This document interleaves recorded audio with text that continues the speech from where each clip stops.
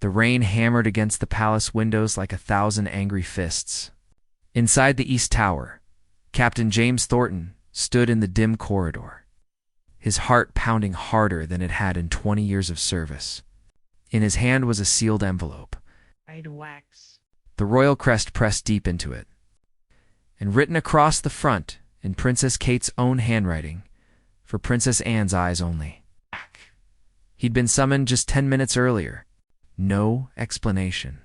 Just the princess herself, pale and shaking, pressing the envelope into his hands. "You must deliver this to Princess Anne tonight," she'd whispered. "The palace is in danger. Trust no one else." No one. Then she disappeared behind the heavy oak door, leaving James alone with 1,000 questions and a weight in his chest he couldn't name. Now he moved through the shadowed hallways, his boots silent on the ancient stone. Outside, lightning split the sky. Thunder followed, shaking the walls. The storm had come out of nowhere, turning the June evening into something dark and hostile. If you're enjoying this story, please subscribe so you don't miss what happens next. Now, back to the story. James reached the main staircase and paused. Below him, the grand hall stretched empty and cold. Chandeliers swayed slightly, their crystals clicking together like nervous whispers. Something felt wrong. The palace was too quiet. On a normal evening, staff would be moving through these halls, guards at every corner. But tonight, the silence pressed against him like a living thing. He tucked the envelope inside his jacket, close to his chest, and started down the stairs. Princess Anne's chambers were in the west wing, 2 floors down, then a long walk through the portrait gallery. Under normal circumstances, it would take him 8 minutes. But these weren't normal circumstances. His instincts, honed from years in the military before joining the Royal Guard, screamed at him to be careful. Halfway down the stairs, he heard it. Footsteps. Not the measured pace of a guard on duty. These were quick, purposeful. Coming from the corridor he'd just left, James pressed himself against the wall and looked back up the staircase. A shadow moved across the landing, then another. 2 figures dressed in dark clothes, moving toward the East Tower, toward Princess Kate's chambers. His blood ran cold. He wanted to go back, to protect her. But her words echoed in his mind. Trust no one else. If she'd wanted protection, she would have asked for it. Instead, she'd asked for this envelope to reach Princess Anne, which meant whatever was in this message was more important than anything else. James forced himself to keep moving. Down the stairs, into the grand hall. His hand rested on the grip of his sidearm, though he prayed he wouldn't need it. The portrait gallery entrance loomed ahead, its tall doors slightly ajar. Strange. Those doors were always closed at night. Always locked, he approached slowly, every nerve in his body alert. Through the gap, he could see the long gallery stretching into darkness. The faces of kings and queens passed, stared down from the walls, their eyes seeming to follow him. James pushed the door open, just enough to slip through. That's when he heard the voice behind him. Captain Thornton. "Stop right there." James froze. His hand tightened on his weapon, but he didn't draw it. Not yet. Slowly, he turned around. Commander Peter Walsh stood 10 feet away, his uniform crisp despite the late hour. His face was unreadable in the shadows. Walsh was head of palace security, James's direct superior. A man he'd served under for 5 years without question. But tonight, something in Walsh's eyes made James's skin crawl. "Working late, Commander?" James kept his voice steady, casual. His hands stayed near his weapon. Walsh took a step closer. "I could ask you the same thing. Where are you going at this hour?" "Routine patrol." The lie came easily. "Checking the West Wing? Alone?" Walsh's eyebrow lifted. "That's not protocol. Staff shortage tonight." The storm kept half the night shift from arriving. For a long moment, Walsh said nothing. He just stared at James with those cold, calculating eyes. Then he smiled. It didn't reach his eyes. "I see. Well, carry on then. But James, if you see anything unusual, report it to me immediately." We can't be too careful, of course, Commander. Walsh walked past him, so close their shoulders nearly touched. James could smell cologne and something else. Something sharp, metallic, like fear or adrenaline. As Walsh's footsteps faded down the hall, James released the breath he'd been holding. His instincts screamed at him. Walsh knew. Somehow, he knew. James turned back to the portrait gallery and slipped inside, moving quickly now. The long room stretched before him, dimly lit by emergency lights that cast eerie shadows across the painted faces on the walls. His boots made soft sounds on the polished marble floor. He was halfway through when he heard it. A door closing somewhere ahead. Then voices. Low and urgent, James ducked behind a marble column and listened. The message cannot reach Princess Anne. A man's voice, harsh and unfamiliar. If she learns what's planned, everything falls apart. Then we stop the messenger. Another voice. This one James recognized. His stomach dropped. It was Lieutenant Marcus Gray, one of the guards he'd trained himself. A young man he'd trusted. The captain won't be easy to stop, Marcus said. He's trained, experienced. Then we don't give him a choice. James's mind raced. They were talking about him. About stopping him. Which meant they knew about the envelope. But how? Unless someone had betrayed Princess Kate. Unless the danger she'd warned him about was already inside the palace walls. He had to move. Now, James emerged from behind the column and ran. Not toward the voices, but toward the side exit of the gallery. A servant's passage that led to the lower levels. Few people knew about it. Fewer still used it. Behind him, he heard shouts. Running feet. They'd seen him. He burst through the narrow door and into the passage beyond. The walls here were rough stone, the ceiling low. Emergency lights flickered weakly, creating pockets of shadow. James ran, his breath coming hard. The envelope pressed against his chest like a burning coal. The passage twisted and turned. He knew it led to the kitchen level, then to a back staircase that could take him to the west wing. But he'd have to be fast and smart. Footsteps echoed behind him. Multiple sets. They were gaining. James reached a fork in the passage and made a split-second decision. He went left, toward the older section of the palace. The passages there were a maze. If he could lose them in the tunnels, he might have a chance. The air grew colder, damper. He was deep in the palace's foundation now, where the walls were medieval stone and the modern world felt like a distant dream. He turned another corner and stopped. Dead end. A locked gate blocked his path, iron bars thick with rust and age. Behind him, the footsteps grew louder. They were close. Too close. James looked around desperately.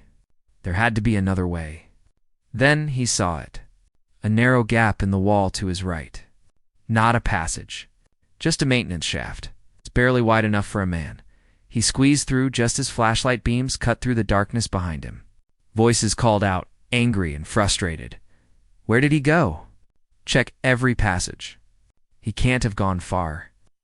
James held his breath, pressed against the cold stone, and prayed they wouldn't find him. James waited in the darkness, his back pressed against rough stone, barely breathing.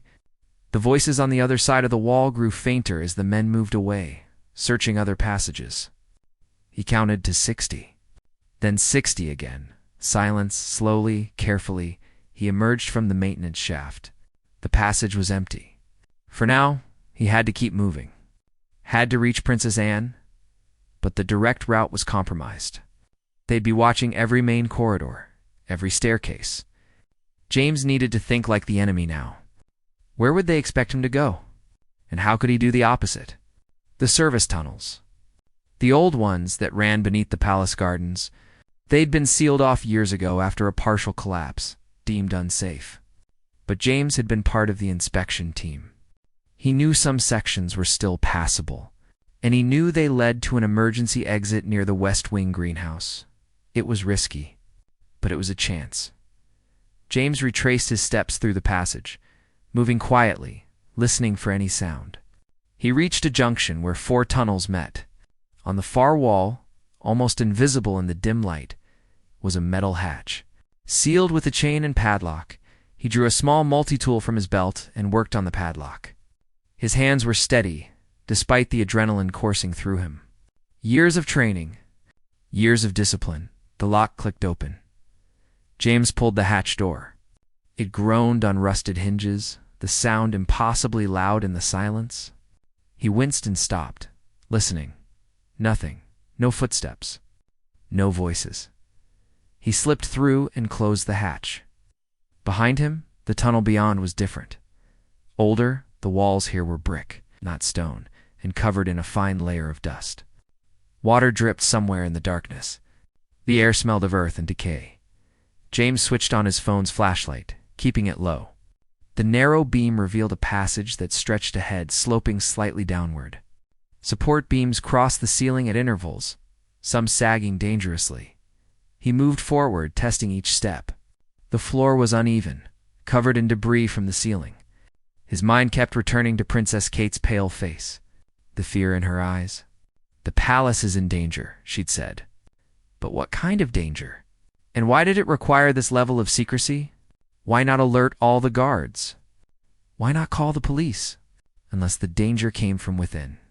Unless she didn't know who to trust.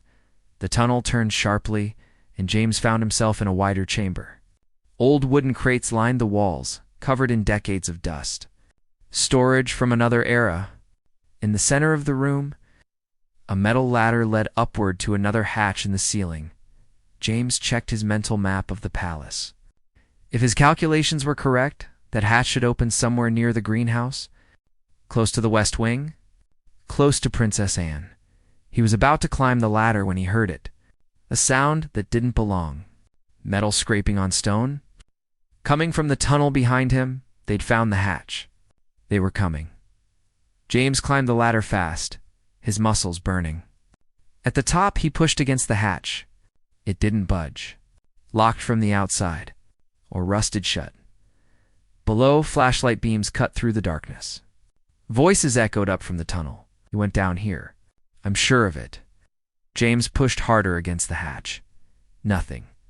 Panic clawed at his chest, but he forced it down. Think. There had to be another way. He looked around the chamber. In the corner, partially hidden by the old crates, was another passage, smaller, lower, barely visible.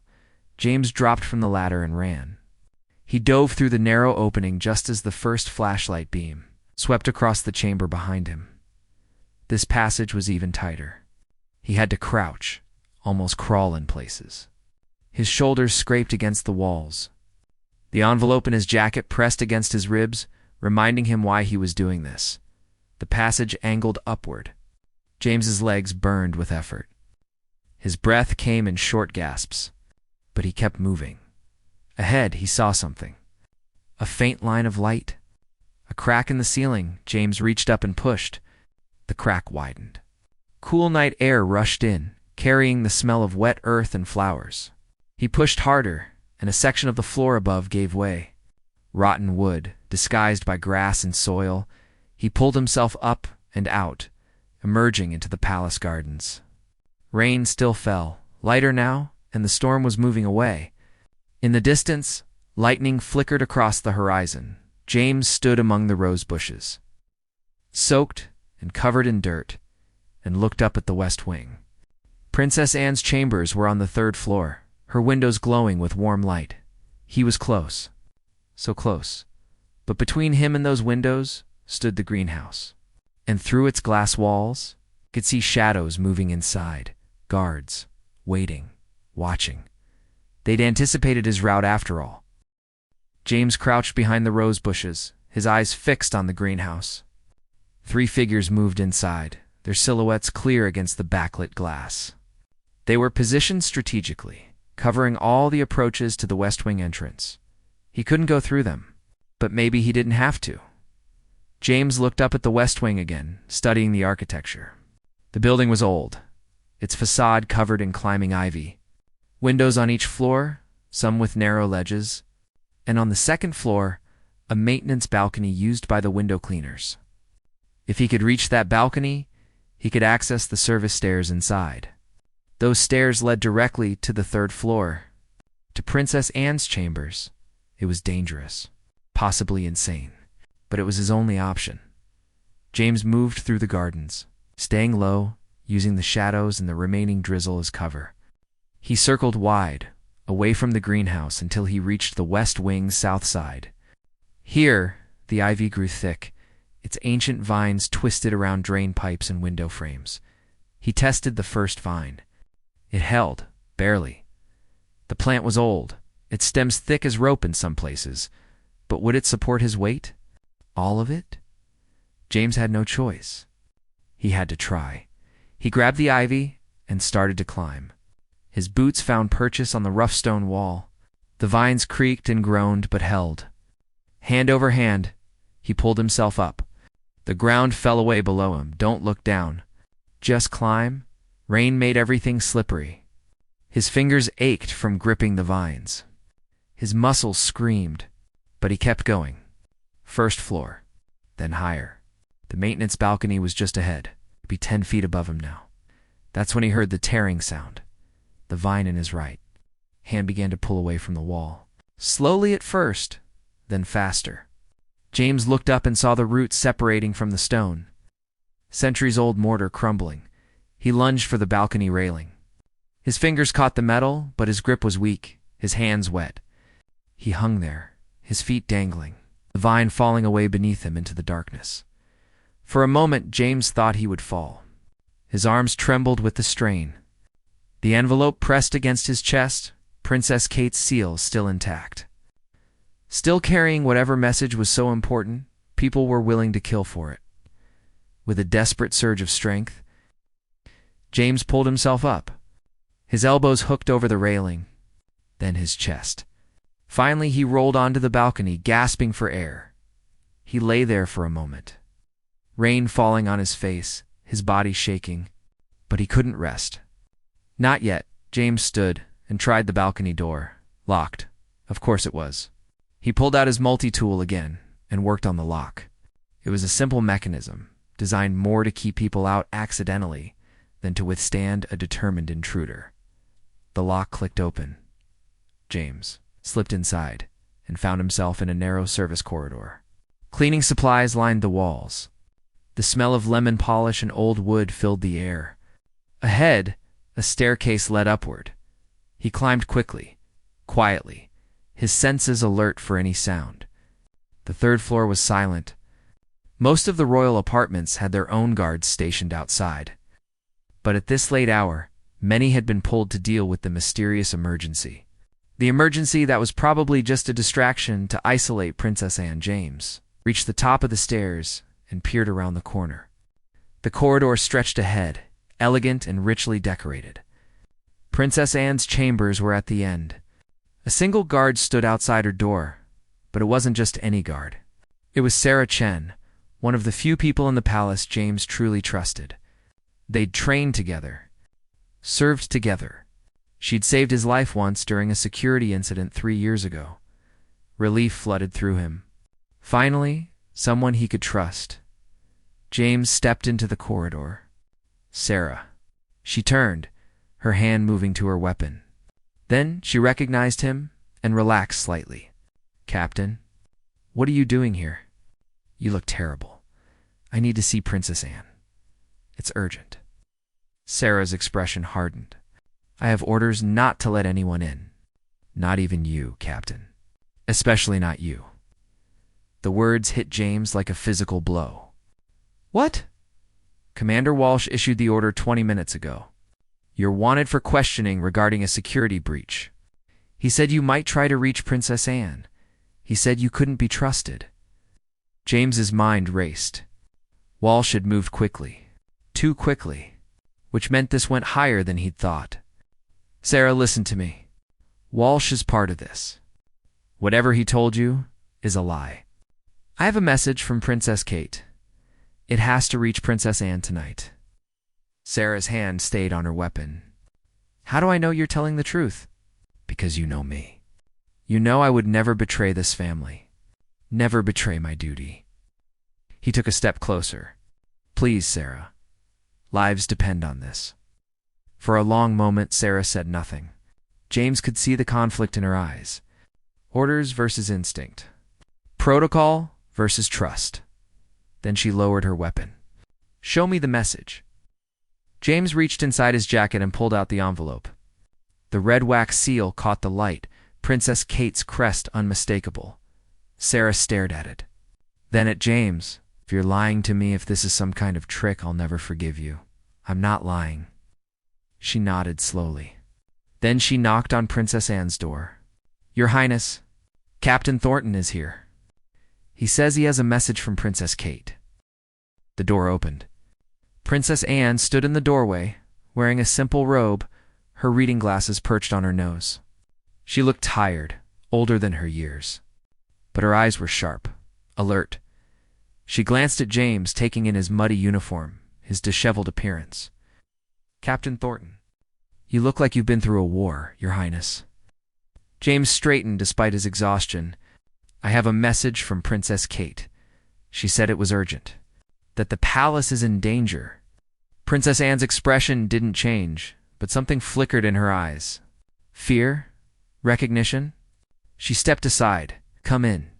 Sarah, you as well?" They entered the chambers. The room was elegant but comfortable, filled with books and photographs. A fire burned in the fireplace, casting warm light across the Persian rugs. Princess Anne closed the door and locked it. Then she turned to James. "The message." He handed her the envelope. She broke the seal carefully and pulled out a single sheet of paper. As she read, the color drained from her face. "Dear God," she whispered. "Your Highness." James stepped forward. "What does it say?" Princess Anne looked up at him, and for the first time, he saw real fear in her eyes. "There's going to be an assassination attempt. Tomorrow night. During the state dinner." The words hung in the air like a death sentence. Sarah gasped. "An assassination of whom?" "All of us." Princess Anne's voice was hollow.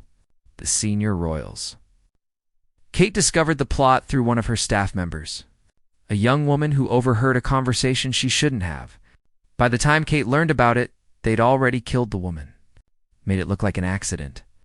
James felt cold, despite the warmth of the fire. Who's behind it? Someone inside palace security. Princess Anne looked at the letter again. Kate doesn't know who. She couldn't risk telling anyone officially because she didn't know who was involved. That's why she sent you. Because you're the only one she was certain she could trust. The pieces were falling into place now. The sealed envelope. The secrecy. The men hunting him through the palace. They weren't just trying to stop a message. They were trying to protect a conspiracy. "We have to act now," Sarah said. "Call the police. The military. Lock down the palace." "No." Princess Anne shook her head. "If we do that, we'll tip them off. They'll either abort and try again later, or they'll move up their timeline. Either way, we'll never find out who's behind this. And they'll try again, then what do we do?" James asked taught Princess Anne walked to her desk and picked up her phone. Kate's letter includes names. People she suspects. We need to investigate quietly, verify, and we need to do it in the next 18 hours before the state dinner. She started to dial, then stopped. Her hand trembled slightly. There's something else. The letter mentions a code word, a phrase Kate and I agreed upon years ago in case we ever needed to communicate something of absolute importance. A way to prove a message was really from her and not forged. "What's the code word?" Sarah asked. Princess Anne looked at them both. "The last thing our mother said to us before she died? Remember who you are." If the letter contained those words, I would know without doubt it was from Kate, and that everything in it was true. James felt his stomach sink. And does it? Princess Anne's hands shook as she held up the letter. At the bottom, in Kate's handwriting, "Remember who you are." The room fell silent, except for the crackling of the fire. Then Princess Anne's phone rang. She looked at the screen, and her face went even paler. "It's Kate," she answered. "Kate, are you all right?" James watched as Princess Anne listened. Her expression shifted from concern to horror. How many yes? Yes, I understand. We'll be ready. She ended the call and looked at James and Sarah. They've taken her. The men who've been hunting you. They broke into her chambers 15 minutes ago. Is she hurt? James asked, his voice tight. She managed to lock herself in her panic room. She's safe for now, but they're trying to break through. And she says they're not alone. There are at least a dozen of them. Maybe more. They've sealed off the east wing. No one can get in or out. Sarah moved toward the door. We need to mount a rescue. Gather loyal guards. Storm the east wing. That's what they want, Princess Anne said. Kate said they're expecting that. They've rigged explosives. If we try to breach, they'll detonate them. Kate will die. So will anyone trying to save her. James felt rage building inside him. There has to be something we can do. Princess Anne looked at the letter in her hands. Kate said if she was captured, we should focus on stopping the assassination. That's what matters. She's willing to sacrifice herself to protect the rest of us. No. James's voice was firm. We don't leave people behind. There's another way. There has to be. Princess Anne met his eyes. She knew you'd say that. That's why she chose you to deliver the message. She trusts you completely. James thought of Princess Kate's pale face when she'd handed him the envelope. The fear in her voice, the desperation. She'd known even then that this might happen, that she might not survive the night, but she'd sent the message anyway. She'd trusted him to complete the mission, and he would, but not at the cost of her life. James stood in Princess Anne's chambers, his mind working through possibilities. Every second mattered now. Princess Kate was trapped. The conspirators were growing desperate, and in less than 18 hours they would attempt to murder the entire royal family. The tunnels, James said suddenly. The old service tunnels I used to get here? They connect all over the palace. If I can reach the east wing through them, I can get to Princess Kate's panic room, bring her out safely. Sarah shook her head. You said yourself, those tunnels are compromised. They'll be watching them now. At all of them. There are passages even palace security doesn't know about, ones that have been sealed for decades. James turned to Princess Anne. Your Highness, do you still have the old architectural plans? The ones from the 18th century? Princess Anne's eyes widened with understanding. In the library, the restricted collection. But James, those passages could have collapsed. You could be trapped. Killed. It's a risk I have to take. Princess Anne studied him for a long moment. Then she nodded. Sarah will get you the plans. I'll contact the few people in the government I know I can trust. We'll prepare for whatever comes next. But James, if you can't reach Kate, if it's too dangerous, you pull out. Do you understand? I understand. But they both knew he was lying. He wouldn't leave Kate behind. No matter what. 10 minutes later, James was back in the service corridors. This time with a map of passages that hadn't been used since the reign of George III. Sarah had given him a radio, set to a private frequency. Princess Anne had given him something else, a small device that looked like a phone but was actually a signal jammer. If the explosives in the east wing were remotely detonated, the jammer might buy him seconds. Maybe enough to make a difference. James descended into the oldest parts of the palace. Following the map by the light of his phone, the passages here were ancient, their walls covered in centuries of grime. The air was thick and hard to breathe. He moved quickly, his sense of direction guiding him through the maze. Left at the junction, down the stairs.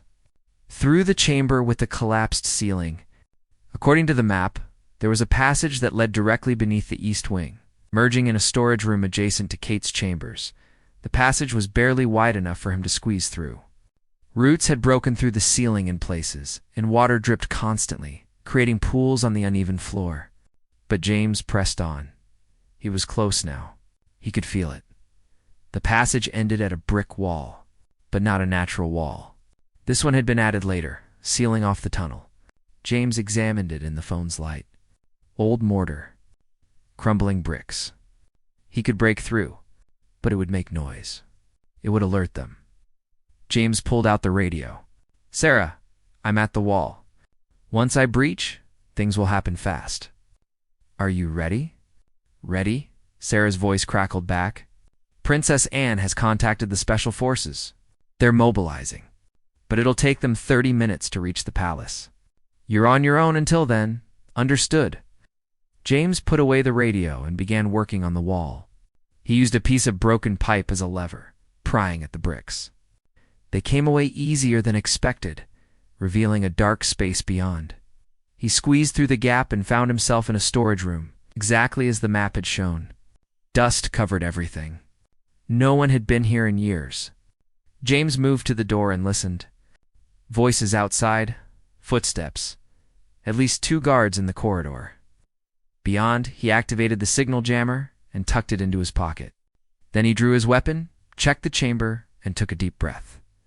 This was it. James opened the door fast and moved. The first guard turned, surprised, and James struck him with the butt of his weapon. The man dropped. The second guard reached for his gun, but James was faster. He disarmed him with a practiced move and dropped him with a blow to the head. Both men were unconscious but alive. James wasn't here to kill anyone. Just to save a life, he ran down the corridor toward Kate's chambers. More guards appeared ahead, but these were loyal ones, looking confused and frightened. They recognized James and lowered their weapons. "Captain, what's happening?" "We've been locked out of this wing. Where are the hostiles?" James demanded. One guard pointed. "Outside Princess Kate's chambers. 6 men. Maybe more. We tried to engage, but they threatened to detonate explosives." James didn't slow down. He rounded the corner and saw them. 6 men in dark tactical gear surrounding the door to Kate's panic room. They had cutting equipment trying to breach the reinforced door. One of them held what looked like a detonator. James raised his weapon. "Step away from the door. Now." The men turned. For a moment, everything froze. Then chaos erupted. Gunfire. Shouting, James moved on instinct, taking cover behind a marble column as bullets chipped away at the stone.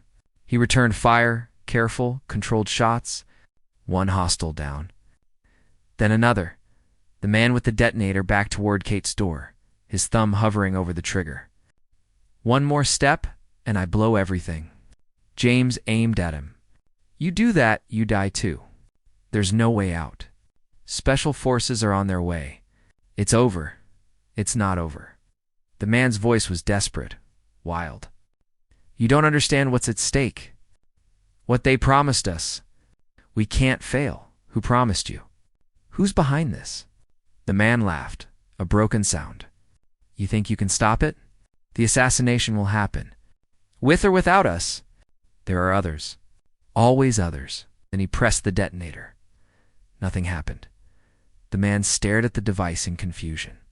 James felt the signal jammer in his pocket, still active, still blocking the signal. James fired. The shot was precise, hitting the detonator and sending it flying from the man's hand. Then James was on him, taking him down hard. The remaining hostiles surrendered. James ran to the panic room door and pounded on it. "Kate, it's James Thornton. You're safe now. Open the door." For a long moment, nothing. Then the heavy locks disengaged. The door opened. Princess Kate stood there, pale but unharmed, tears streaming down her face. "You came. I didn't think anyone would come. You sent me with a message," James said gently. "I delivered it. But I wasn't going to leave you behind." Kate smiled through her tears. "Did Anne get it? Did she understand?" "She understood everything. And we're going to stop them. All of them." Behind him, James heard running footsteps. Heavy boots. The special forces had arrived. And with them came Princess Anne. Rushing down the corridor despite the danger, the 2 sisters embraced. Holding each other tight, both crying now, Princess Anne pulled back and looked at James. "Thank you for everything." James nodded. "The job's not done yet, Your Highness. We still have to find whoever's at the top of this conspiracy. And we have to stop the assassination."